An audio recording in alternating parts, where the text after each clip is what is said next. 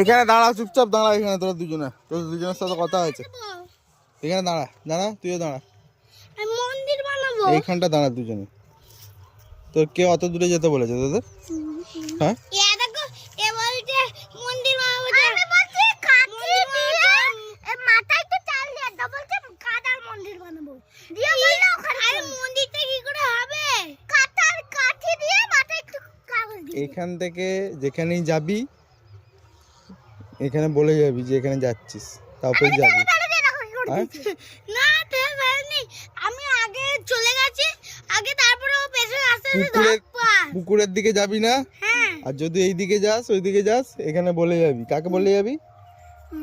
ওই দাদুকে। হ্যাঁ, দাদু নাহলে দিদাকে বলে যাবি। চ হ্যাঁ দাদু চ, আর তুই জামা পাল্টা। ফেলে দিল। কাদাকে যেতে বলেছে। ইয়ে বাবা, পেছন কাদা পড়ে গেলি।